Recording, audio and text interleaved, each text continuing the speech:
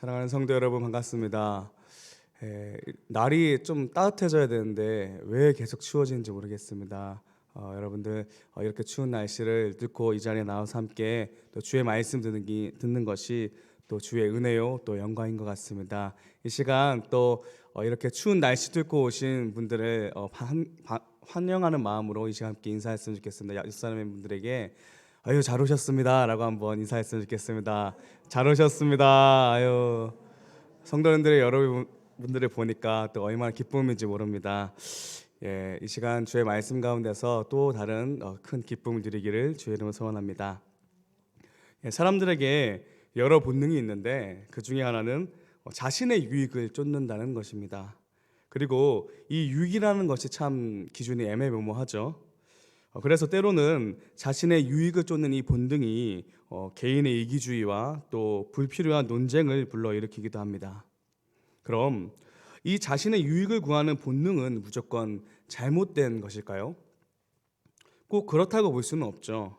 오히려 자신에게 유익을 주는 곳을 향하는 이 인간의 본능이 잘못되었다기보다도 이 유익이 바른 유익인지 우리가 쫓고 있는 것이 바른 가치가 있는 것인지를 제대로 판단할 수 없게 된 것이 우리로 하여금 바른 유익을 쫓지 못하게 하는 이유인 것 같습니다. 그렇다면 우리가 이 말에 따르면 바른 유익을 쫓아야지 우리가 이 본능을 잘 사용하는 것인데, 그럼 이 바른 유익이라는 것을 어떻게 알 수 있을까요? 그것은 바른 기준을 정하고 그 기준을 따랐을 때 우리에게 바른 유익이 있다는 것입니다. 간단하게 말해서 한번 식습관의 생활을 한번 생각해 볼까요? 물론 저를 보시면 알겠지만 제가 좀 바른 식습관을 가진 것 같지는 않아 보이지만, 바른 식습관은 뭐가 있습니까? 건강을 위한 식습관 기준은 사실 굉장히 간단하죠. 골고루 먹고 과식을 피하고 또 맵고 달고 기름진 것을 피하는 것, 이것이 바로 바른 식습관입니다. 그런데 이런 바른 식습관을 봐서 알겠지만 우리의 믿음의 삶도 마찬가지라는 것입니다. 우리는 우리의 삶 가운데 바른 유익이 무엇인지를 알 수 있는 기준이 우리에게 필요합니다. 그게 무엇이죠? 네, 하나님의 말씀이죠. 하나님의 말씀이 바로 우리에게 바른 유익을 가지고 오는 바른 기준입니다.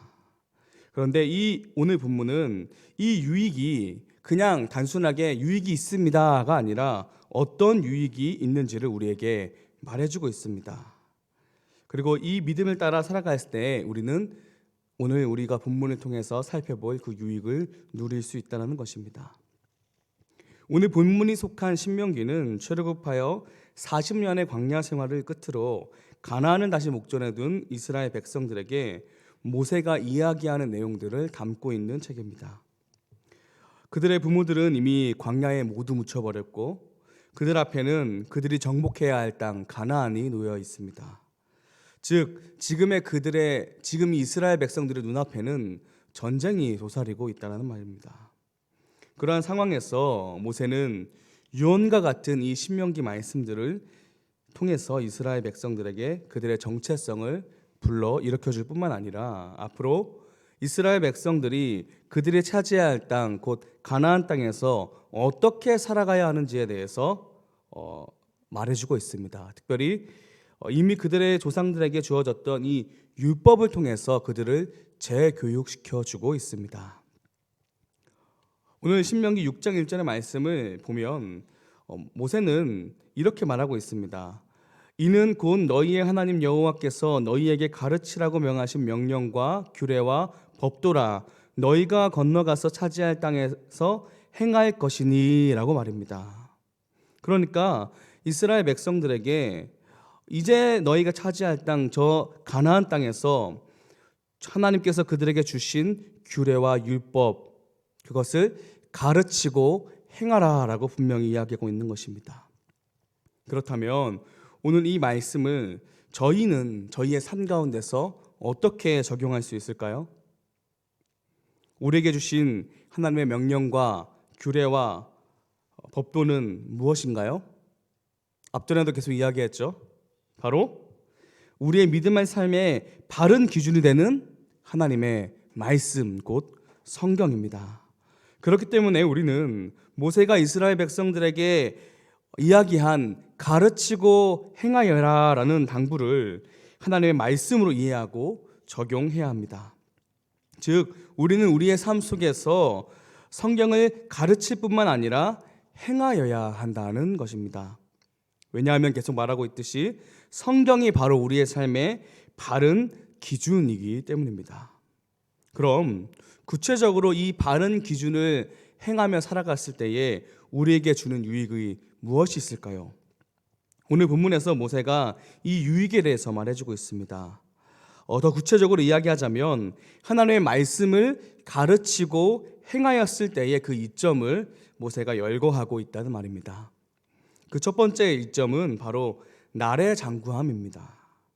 오늘 본문에서 모세는 이스라엘 백성이 여호와의 명령과 율례와 규례를 잘 지키고 행하여야 하는 이유로 나를 장구하게 하기 위해서라고 말합니다. 2절 하반부를 보시면 내 나를 장구하게 하기 위한 것이라 라고 분명하게 모세는 말하고 있습니다. 여기서 나를 장구하게 한다는 말은 그 원어를 살펴보면 나를 길게 하다, 잡아 늘리다 라는 뜻을 가지고 있습니다. 한마디로 말해서 뭐죠? 장수한다는 말이죠. 실제로 성경을 살펴보면 오늘 모세의 말처럼 하나님과 동행하는 이들에게 장수가 허락된 것을 찾아볼 수 있습니다. 대표적인 인물이 누구입니까? 여러 인물이 있겠지만 노아를 한번 예로 들어봅시다. 창세기 6장 22절과 7장 5절에서 하나님께서는 노아에게 하나님의 말씀을 잘 준행하는 자라고 말씀하십니다. 그리고 그는 몇 년을 살았습니까? 950년을 살았습니다. 성도 여러분, 950년이라고 한번 상상해 보십시오. 저는 이제 한 33살이 이제 됐거든요. 이제 만 나이로 따지면 이제 31살인데 저도 길게 느껴지고 막 라떼는 하는데 950년이라 하면 얼마나 라떼 하겠습니까? 그런데 이 노아뿐만 아니라 하나님의 말씀 따라 살아간 이들에게 장수함이 있다는 것은 우리는 성경을 통해서 이미 너무나 많은 사람들을 발견할 수 있습니다. 이는 하나님의 말씀을 잘 지켜 행하는 자들에게 하나님께서 장수를 허락하셨기 때문입니다. 성경이 우리에게 여러 모델을 제시하는 것처럼 하나님의 말씀을 순종하는 자들에게는 장수함이 있습니다. 그리고 이는 우리에게도 적용되는 말씀입니다. 우리는 하나님과 동행하며 그의 말씀을 잘 가르치고 행하여야 합니다. 그렇다면 하나님께서 그분의 사랑하는 자들에게 장수를 허락하실 것입니다. 물론 우리는 하나님의 계획하심을 다 알 수 없습니다. 그리고 그 계획하심에 예외가 있음도 기억해야 합니다. 그렇기 때문에 우리가 장수한다는 것을 성도의 믿음의 척도로 삼을 수는 없다는 것입니다. 오히려 그것은 위험한 행동이죠. 그렇다면 우리는 어떻게 더 이 말씀을 우리에게 깊게 적용할 수 있겠습니까? 무엇이 있을까요? 우리의 삶은 이 땅에서 끝나지 않다는 것이죠.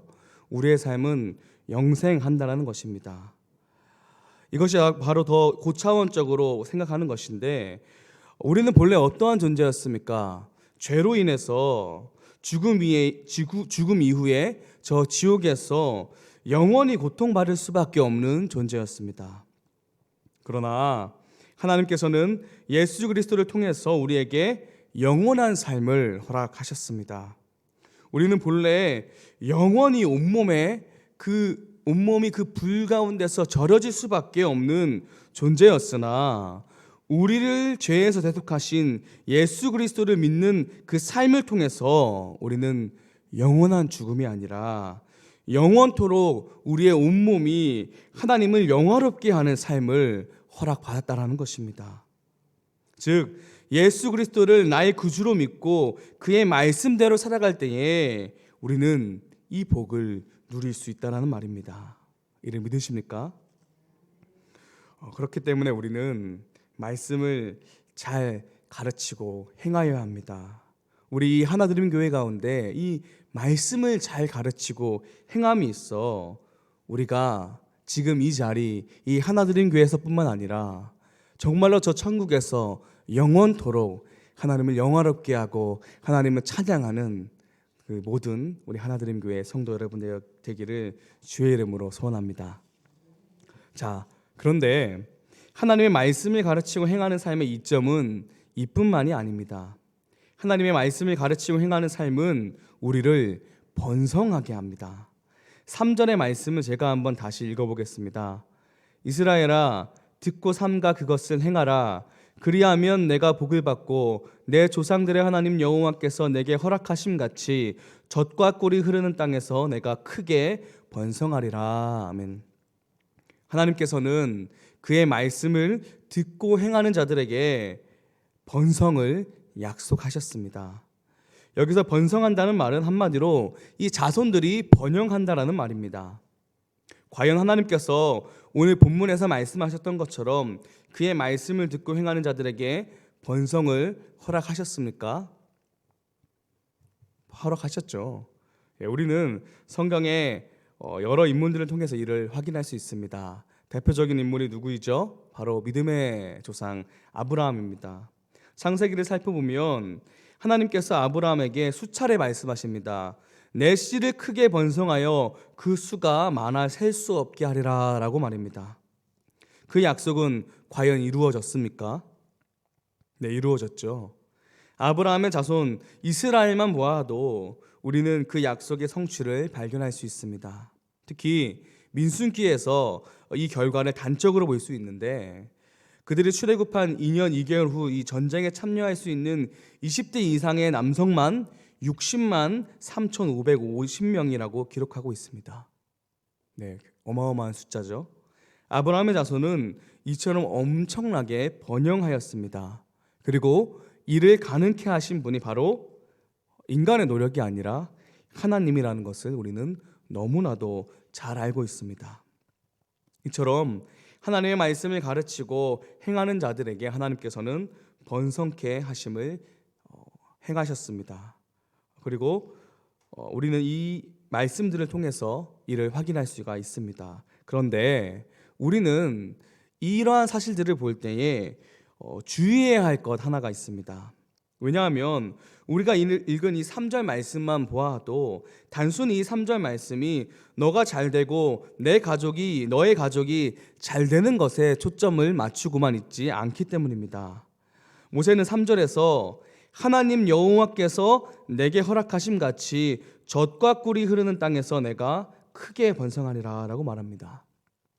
말씀을 천천히 살펴보면 이 문장의 핵심이 번성하리라 이긴 하지만 이 번성하리라 라고 하는 그 장소가 굉장하게 구체적으로 말씀되고 있다는 것입니다. 어떠한 것이죠? 하나님께서 허락하신 땅, 바로 젖과 꿀이 흐르는 땅입니다.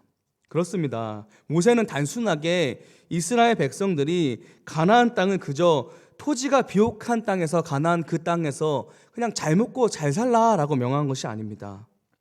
오히려 이 가나안 땅이 토지가 비옥한 땅으로 기억되기보다도 하나님께서 그들에게 허락하시고 명령하신 땅, 그곳이 바로 가나안이라는 것을 더욱더 강조하고 있다는 것입니다. 왜냐하면 모세가 생각하는 참된 유익은 그냥 번성하는 것이 아니라 하나님께서 허락하신 땅에 거하는 것이기 때문입니다. 모세가 결국에는 들어갈 수 없었던 그 땅 말입니다. 우리에게 그 땅은 어디겠습니까? 첫째는 교회고 더 나아가 하나님의 나라 곧 천국입니다.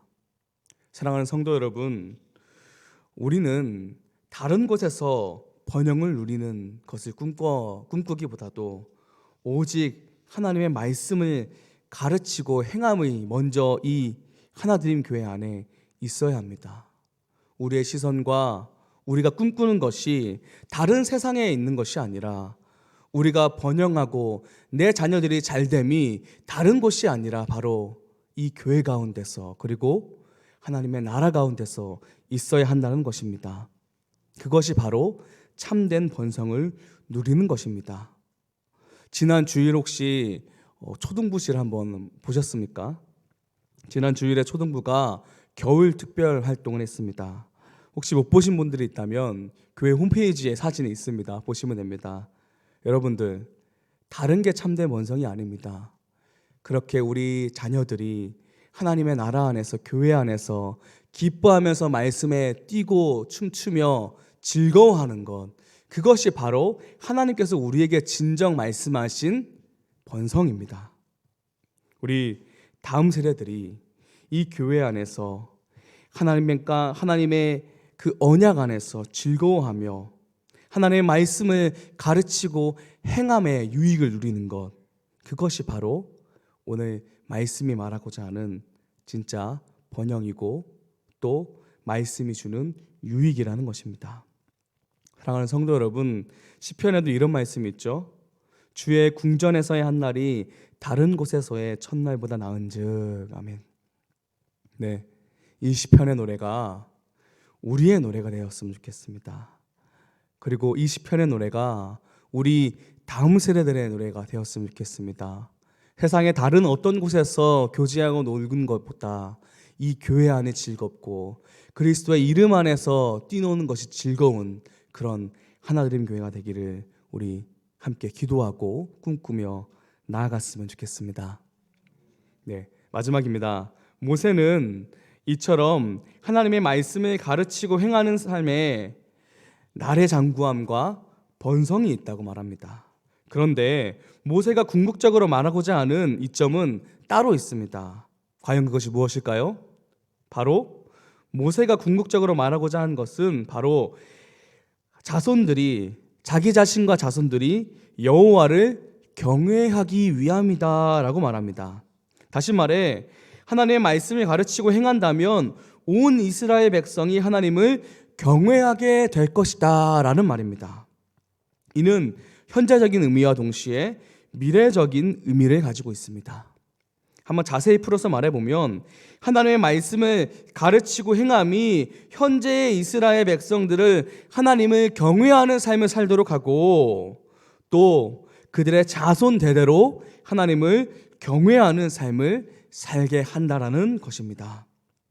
오늘 저는 이 이점에 대해서 하나님을 경외하는 것에 대해서 가장 마지막에 소개하고 있지만 사실 모세는 가장 먼저 이에 대해서 언급하고 있습니다. 2절 상반부에 이렇게 이야기하고 있죠. 곧 너와 내 아들과 내 손자들이 평생에 내 하나님 여호와를 경외하며. 아멘. 모세는 이처럼 이스라엘 백성들과 그들의 자손들이 하나님을 경외하는 삶을 사는 것이 하나님의 말씀을 가르치고 행하는 삶의 가장 먼저 된 이점이라고 소개하고 있습니다. 아니, 오히려 하나님을 경외하는 삶이 모든 복의 통로와 같다라는 메시지를 담고 있습니다. 왜 하나님을 경외함이 이 복의 통로인 것일까요? 성경은 매우 빈번하게 하나님의 경외함과 복을 연관짓고 있습니다. 아브라함이 이삭을 바쳤을 때 하나님께서는 이를 멈추시며 아브라함이 이제야 자신을 경외하는 줄 안다라고 말씀하셨습니다. 그리고 하나님께서 아브라함에게 큰 복을 주시겠다고 말씀하셨죠.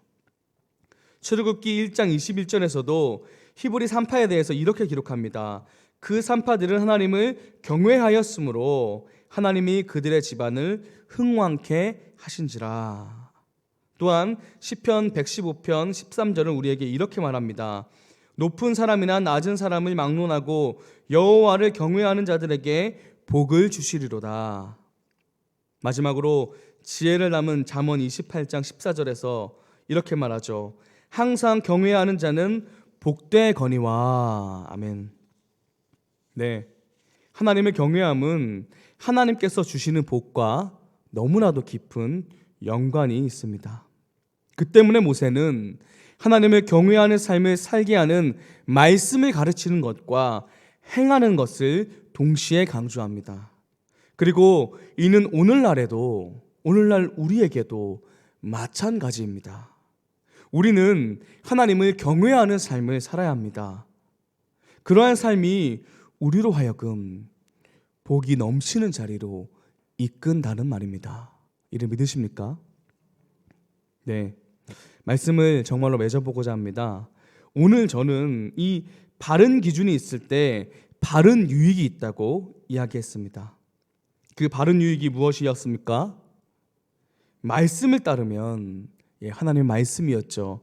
말씀을 따르면 날의 장구와 번성 그리고 여호와를 경외함이 있다라고 말했습니다.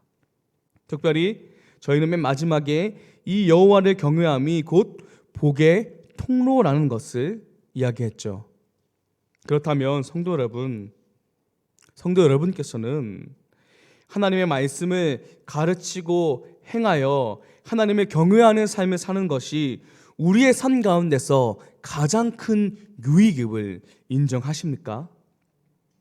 그렇다면 우리 다른 어떤 무엇보다도 하나님을 경외하는 삶에 우리의 삶의 초점을 맞추어 봅시다.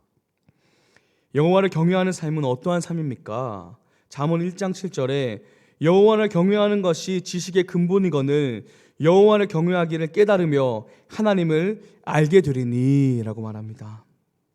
네, 하나님의 경외함의 기초는 하나님에 대해서 아는 것입니다. 이는 오늘 본문에서 강조하는 하나님의 말씀을 가르치고 행하라는 이 말씀과 일맥상통하는 것입니다.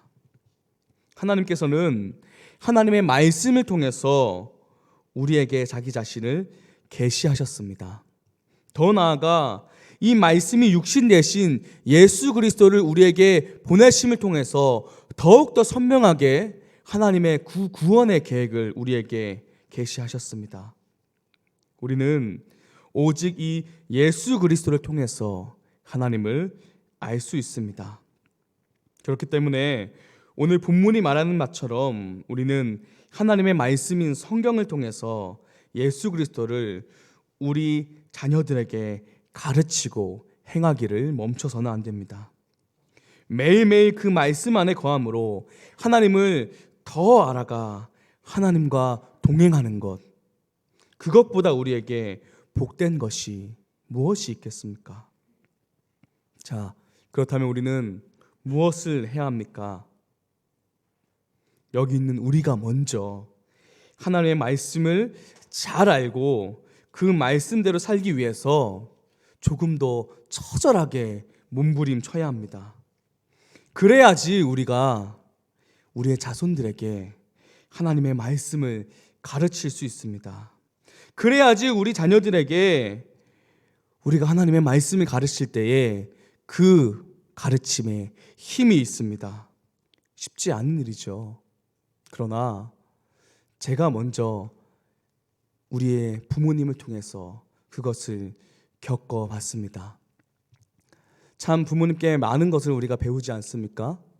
그런데 제 기억에 가장 남는 것은 물론 우리 부모님도 실수하고 넘어지고 때로는 말씀대로 살지 못하는 부분도 있지만 정말로 결정적인 그 순간에, 정말로 인간적으로 너무나도 그 힘든 순간에, 너무나도 인간적인 일들을 결정하기 쉬운 그 순간에 다른 어떤 것이 아니라 하나님께 기도하고 하나님의 말씀에 순종하는 그 모습이 제 기억에 가장 남는 것 같습니다.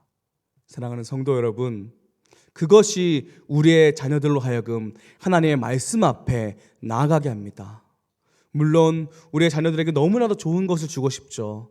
하지만 그것이 얼마나 한계가 있고 힘든 일입니까? 그렇다면 우리가 정말로 줄 수 있는 것 한 가지 무엇이 있겠습니까? 곧 죽어도 하나님의 말씀에 순종하는 것, 다른 어떤 것보다도 하나님의 말씀의 가치를 두고 그 말씀에 순종하는 삶을 사는 것, 그것이 정말로 우리가 자녀들에게 가르치고 행하기를 당부해야 할 것입니다. 사랑하는 성도 여러분, 우리 하나드림 교회의 이 바른 기준인 성경과 바른 유익인 하나님을 경외하는 모습이 우리 안에 가득하기 원합니다. 그리 안에서 우리 자녀들이 다른 것이 아니라, 다른 유익이 아니라 하나님께서 우리에게 주시는 가장 큰 복, 예수 그리스도를 붙들며 하나님을 경외하는 삶이 우리 자녀들에게 있기를 주의 이름으로 소원합니다. 아멘.